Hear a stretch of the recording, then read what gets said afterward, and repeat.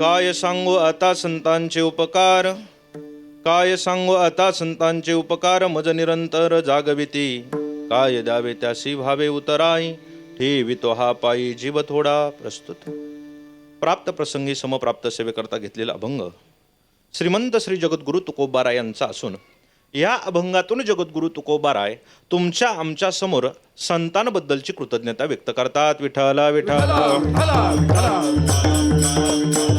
विठ्ठला. बघा, अभंगाचा जर सरळ भाव आपण बघितला तर आपल्या सर्वांच्या लक्षात येईल की महाराज म्हणतात, काय सांगू आता संतांचे उपकार, मज निरंतर जागविती. संत काय करतात? निरंतर जागवण्याचं कार्य करतात. आणि त्या कार्याचा विचार जर लक्षामध्ये घेतला तर त्यांच्या आमच्यावरती उपकार आहे. आणि त्या उपकारातून उत्तीर्ण व्हायचं असेल त्यावेळेस तुकोबारायांना विचारण्यात आलं. आणि विचारण्यात आल्यानंतर तुकोबाराय म्हणतात, काय सांगू आता संतांचे उपकार. त्या संतांनी कोणता उपकार केला? तर मज निरंतर जागविती. आणि त्या उपकारातून उत्तीर्ण व्हायचं असेल तर त्यांना काय द्यावं हा प्रश्न पडल्यानंतर तुकोबाराय म्हणतात, ठेवितो हा पायी जीव थोडा. कारण की त्यांच्या पायावरती जीव जरी ठेवला तरी तो थोडा आहे. का? याचं कारण ते सहज जरी बोलले तरी ते हिताचा उपदेश ठरतो. सहज बोलणे हित उपदेश. बरं, सहज नाही जर समजलं तर करोनी सायास शिकविती. सायास करून ते आपल्याला शिकवत असतात. म्हणून काय द्यावे त्यासी व्हावे उतराई. का?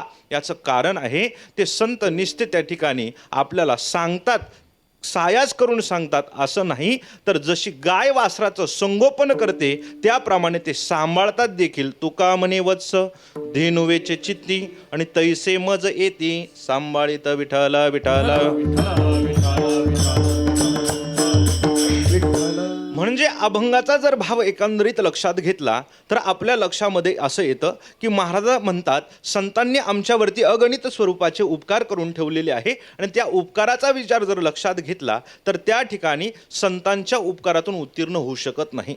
मग महाराज आज या अभंगातून संतांबद्दलची कृतज्ञता का व्यक्त करतात असा आपल्या सर्वांना प्रश्न पडला असेल.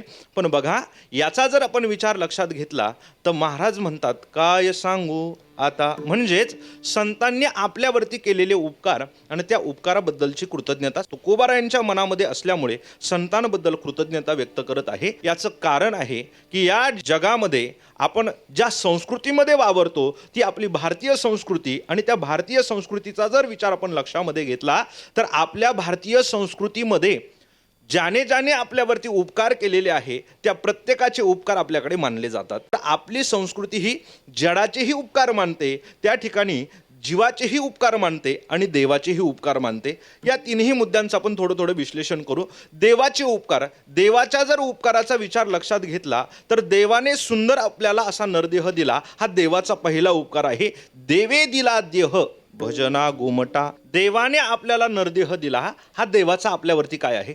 पहिला उपकार आहे. खरंच आपण म्हणा त्या ठिकाणी एक विचार करू, देवाने आपल्याला किती सुंदर नरदेह दिला हो. या जर देहाचा जर विचार केला तर गावामध्ये 2 महिला आहे, एकाच गावामध्ये 2 महिला आहे.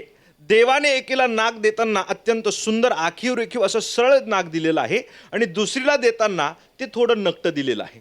जर त्या दोघींचा वाद झाला आणि वाद झाल्यानंतर जर जिचं सरळ नाक आहे, लांब लचक नाक आहे, तिला जर त्या ठिकाणी एखादी दुसरी जर बोलायला गेली आणि तिने जर तिच्या भांडणाचा विषय काढला तर ती म्हणती त्या नकटीला नाक तरी. बरोबर आहे की नाही? म्हणजे याचा जर विचार लक्षात घेतला तर देवाने आपल्याला एक जर अवयव देण्यामध्ये कंजूसी केली तर परिणामी त्याचं लांछन संपूर्ण आयुष्यभर आपल्याला घेऊन जगावं लागतं. म्हणजे देवाने आपल्याला खूप सुंदर असा गोमटा या शब्दाचा अर्थ होतो सुंदर असा नरदेह दिलेला आहे. पहिला उपकार, देवाने सुंदर असा नरदेह दिला. बरं, निस्तार नरदेह दिला का? नाही. जर तो नरदेह एखाद्या लाकडाच्या ओंडक्याप्रमाणे आपल्याला दिला असता तर तो काही आपल्या उपयोगात आला असता का? नाही. का? कारण की लाकडाला या ठिकाणावरतून दुसरीकडे जाता येत नाही. ज्यावेळेस त्याला दुसरं कोणीतरी घेऊन जाईन तेव्हा त्याला जाता येतं.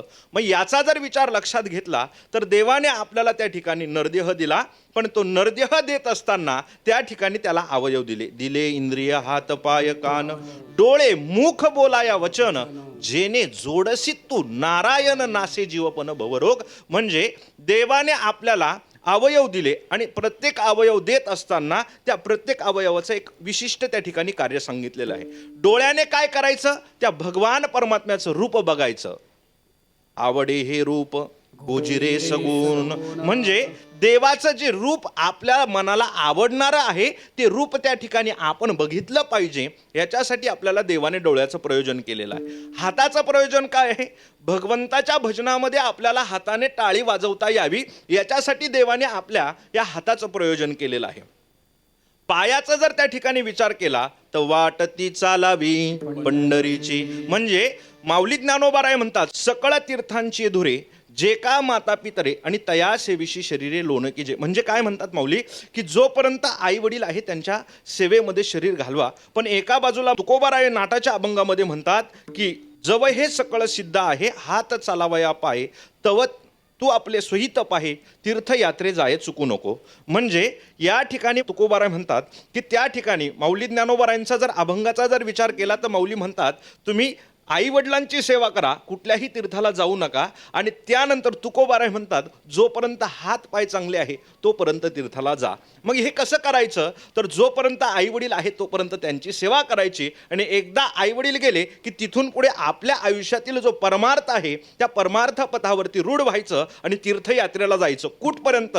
जोपर्यंत आपले पाय चांगले आहे. आपल्यालाही वारीला जावं वाटतं, पण कुठपर्यंत? जेव्हा आपल्या गुडघ्याच्या वाट्या सटकतात आणि सटकल्यानंतर त्या ठिकाणी आता आपले गुडघे दुखायला लागतात आणि मग आपण इच्छा व्यक्त करतो काय, आता मला पंढरपूरला जावं वाटतं. आणि जोपर्यंत आपले हात पाय चांगले होते तोपर्यंत आपल्याला पंढरपूरला जायचं सुचत नाही. पण देवाचं त्या ठिकाणी पायाचं प्रयोजन कशासाठी केलेलं आहे? तर देवाने पायाचं प्रयोजन त्या ठिकाणी तीर्थयात्रेला जाण्यासाठी केलेलं आहे.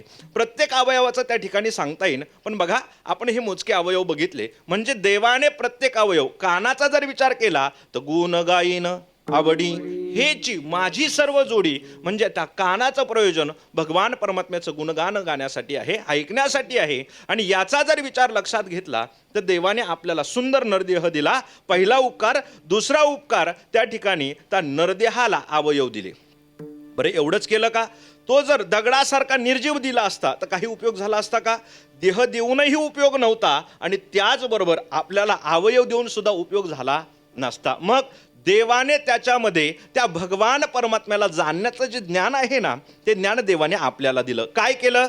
त्या ठिकाणी देवाने निज ज्ञान घातले पायी, म्हणजेच त्या ठिकाणी या देवाला जाणण्याचं जे ज्ञान आहे ते निज ज्ञान देवाने आपल्याला या देहामध्ये त्या ठिकाणी देवे दिला देह, बरोबर, देवाने देह दिला. आणि तिसरी गोष्ट त्या ठिकाणी जेने जीव हा दिला दान, म्हणजे त्याच्यामध्ये जीव ओतला आणि आपल्याला सजीव बनवलं. कशासाठी? त्या भगवान परमात्म्याचं भजन करण्यासाठी. म्हणजे देवाचे आपल्यावरती उपकार आहे. दुसरी गोष्ट त्या ठिकाणी आपल्यावरती जीवाचे उपकार आहे. नात्याच्या दृष्टीने या जर जगामध्ये जगत असताना आपण विचार केलं तर त्या ठिकाणी प्रत्येकाचं कुणातरी सोबत काहीतरी नातं आहे.